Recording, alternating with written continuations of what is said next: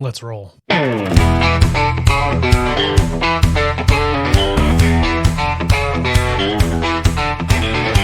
Hello and welcome to the Must Read Alaska Show. Here you get relevant and timely content you won't find anywhere else. You can learn more by going to mustreadalaska.com, and this show can be found on YouTube, Facebook, X, and your favorite podcast site.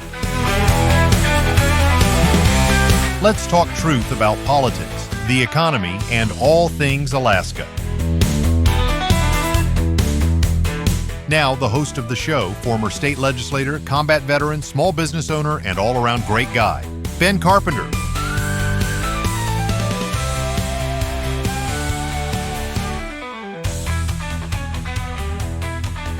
Well, welcome to the Must Read Alaska Show, friends. I'm Ben Carpenter, your host and guide on this journey of discovery of truth and independent-minded thinking. Must Read Alaska exists because discovering the truth is hard. It calls upon us to be relentless in defense of common sense, our faith in God, and the exceptional values enshrined in our Constitution. Freedom is not free, and it's not for the timid. It was not secured by the weak of heart or mind. Maintaining freedom requires every one of us to be alert to daily encroachments on our liberties and on the grand deceptions of those seeking power and control over others. Every generation must pledge their lives, their fortunes, and their sacred honor to maintain freedom, and we must never take our freedom for granted. We are not anti-government. We are pro-government, of the people, by the people, and for the people. And today we have a special guest with us from Repeal Now, Bernadette Wilson. Hello, Bernadette. How are you? Good to be with you, Ben. Well, we've got a second attempt at repealing the ranked choice voting that Alaska has adopted. We attempted that during the last election cycle, and now we're going to do it again, I guess. We have listeners that are not necessarily Alaska residents, and so they may not, fully understand what ranked choice voting is. Can you give us an overview of what ranked choice voting is? Yeah, so ranked choice voting did a couple things. It did away with the traditional closed primary. So in a traditional closed primary, of course, each party would kind of pick their nominee, and then those nominees would go forward in what became a head-to-head election. With ranked choice voting, it's no longer that way. Anybody can jump in, vote in that open primary, as we call it now. And then instead of just your top two going on traditionally, Republican and Democrat, now you have your top four that move on. Once those four voters get to that general election ballot, now Alaskans are asked, voters are asked, rather than voting for one, can you actually vote for four? And why don't you rank them in your favorite, who's your number one favorite, who's your number two, who's your number three, and who's your number four? So it has led to what we call a jungle primary. And then you go through all these different rounds of counting now, rather than having one simple, straightforward round of counting. It has disenfranchised voters. It's been incredibly convoluted for people to understand. We see people who are only voting for one. They're not voting down the ticket because they simply don't understand it and they've been discouraged by it. We need to end that so that we have a clean, clear voting system as we go forward. You used to have a primary system that you had basic political parties, candidates rise from that political primary. Did that prevent people who didn't participate in parties from participating in the election process? Absolutely not. In fact, we heard that line of BS multiple times during this last effort. If you repeal this, first responders aren't going to be able to vote. People aren't going to be able to vote in a primary. They're going to be able to vote the exact same way that they voted before we had what we refer to as RCV. So it's just simply not accurate. They can absolutely vote in those primaries. Can you be a Democrat, a registered Democrat, and vote in a Republican primary? No, you can't. But quite frankly, unless you have malicious intent, why would you want to do that anyways? It becomes an entirely moot point. So this was put on the ballot in front of voters in 2020. You'll remember, Ben, it kind of came up what seemed like it kind of slipped under the radar in 2020. There were a lot of people who, as we headed into that November election, even in the summer, they simply were not paying attention. Even Republicans, I have dear friends that pay close attention to politics and did not realize that this was coming up on that ballot. It kind of snuck up on us. And of course, voters opted in this very long, convoluted ballot measure, it was sold to Alaskans as well. We're going to get rid of dark money. Nobody actually talked about the election component. They wanted to talk about the we're going to get rid of dark money component. And it got by voters. Ironically enough, you fast forward to 2024, and it was $15 million of outside dark money that fought to keep ranked choice, compared to roughly $200,000 that was raised by the side who said, hey, it's time to repeal it. And so I think that Alaskans now see through that dark money argument was nothing more than a message that somebody had poll tested somewhere. It sounded good. It was great clickbait. So they ran with it. It was incredibly deceiving. And despite that monetary difference in the $15 million of dark money and the $200,000, we still came incredibly close. You'll remember that was determined by roughly 750 votes, not even. And so all we had to do was flip 350 more votes to be able to repeal this. And so that's where we're at right now, is we're saying, you know what? I think that Alaskans now realize this hasn't done a darn thing to get rid of what they call dark money. Do you really think for any moment, Ben, that the liberals and the Democrats wanted to get rid of dark money in politics? That's absurd. It's absolutely absurd. The messenger themselves should have been the indicator that we were not being told the truth. What's the repeal process? Are you using any partners or doing this with anybody, and where are we at now in the process? Yeah. So what happened was, when this failed back in November, there were 3 of us that signed on as the primary sponsors with Division of Elections and said, hey, we'd like to get this back on the ballot. We submitted the language to Division of Elections, and then they, of course, gave the go ahead. And we now have signature booklets in our possession. They've been distributed out all across Alaska. I would encourage people to go to the Repeal Now AK website or find us on Facebook, and you can find opportunities to sign. If you want to get a book and collect signatures, you can absolutely do that.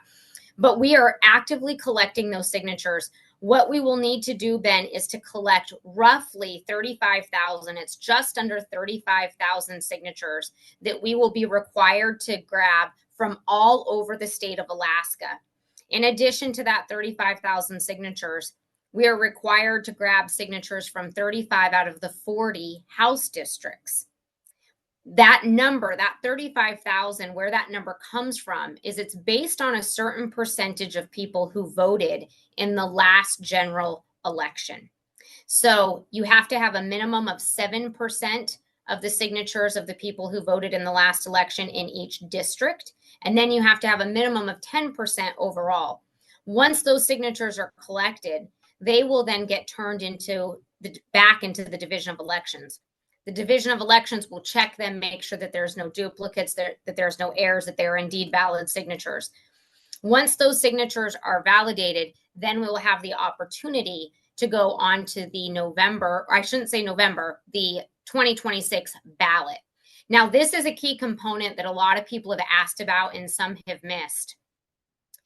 If signatures are turned in before the legislature convenes in 2026, so let's call it the middle of January, if signatures are turned in before that, then we will indeed be on the 2026 ballot.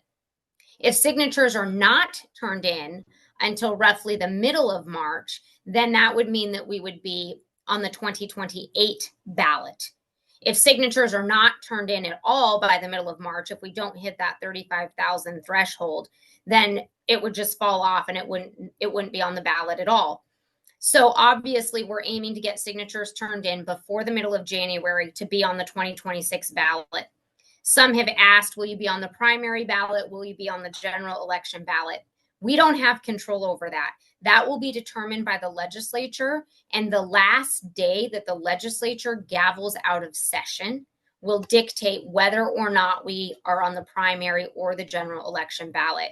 So there is a statute there which says that we have to have a certain number of days from the time that the legislature convenes to the time that we have a statewide election in order for a ballot measure to appear before voters. So that's the timeline that we're looking at. And like I said, whether it will be on the primary or the general election is not something that will be within our control. I've had a lot of people ask me, Bernadette, will this be, am I going to vote yes or am I going to vote no? You know, Ben, that was confusing for a lot of people the last election. They were voting no, thinking that it was, I don't like ranked choice. No, I want this to go away. No to ranked choice. And they didn't realize that you actually had to vote yes in order to get rid of ranked choice. It was yes to repeal. And unfortunately, we don't have control over that. That's determined by Division of Elections. They're the ones that say, hey, it's a yes, no, it's a no vote. And that is dictated by the language that is then presented to us. So how's the language presented at the ballot this time? It'll be a yes vote. Okay. Yep. We'll be going for a yes again. All right. Well, sounds like your organization's probably a 501c3. You're not going to be able to do this yourself. You're going to be looking for partners throughout the state to get enough signatures. Is that correct? Absolutely. And we have regional chairs, depending on your area of the state. We have regional, signature gatherers that are lined up all over. Again, I would really encourage people to go to our website, go to our Facebook page. We have several people who are kind of running as the point of contact in their respective area of the state. They've got books that they can hand out. We've got places where you can sign up. And of course, it would be remiss of me to not mention, Ben, we're looking for contributions. This effort is going to take money. The signature gathering process is going to take money. So we've got to get some money in the bank to cover the expense of things like mailing the books out, things like that. And so I'm not being paid. None of your sponsors who put this on the ballot measure are being paid. Nobody is making any money from this. We did have a few professionals that we've got to pay to come in to help with certain things, financial reporting with APOC and things like that. But we're running a very tight operation. It is going to take some money. And I would encourage every Alaskan out there, there's no amount that is too small. If it's $25, if it's $10, we need those contributions. $10 can help us get a book mailed out across the state. So. Well, thank you for that. Partnership is so doggone important, and so is raising money. We at Must Read Alaska, for those that aren't aware, we have a new partner that we've recently brought on board. And I'm really excited to tell you about them for a couple of reasons. As we all know, good coffee is something that you can enjoy, and even better when coffee you buy goes to a good cause. We're proud to bring on 7 Weeks Coffee, a new coffee company that created their name for a purpose. The company's name comes from the size of the developing baby at 7 weeks, the size of the coffee bean, and the first time a heartbeat is clearly detectable. Their mission is to help fund the pro-life movement one coffee cup at a time. They provide you with the world's best specialty coffee. It's mold and glyphosate free and comes from organic and regenerative farming practices, meaning it's healthy.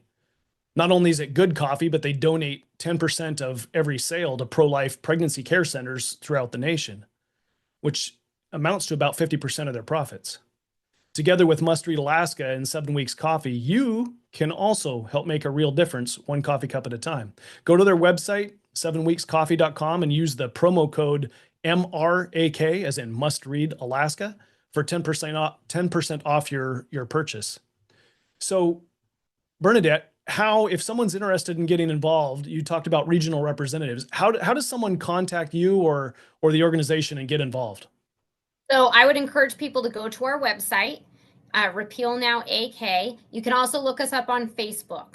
So either one of those options are a great way to reach us. You'll find contact information up there. Our email is up there. You can send us a note, and we'll be out all across the state. So those are individual efforts that are going to go to get signatures. Are there going to be any events that the signature gatherers are going to be at, or is the organization planning any regional event? Yeah, we have had such a great group of volunteers already. I mean, they've been showing up at some of the home shows and things that are out in Wasilla, up in Fairbanks. So definitely keep an eye out for us at all of those big events. If there's an event going on at the arena, we're trying to have somebody there. So.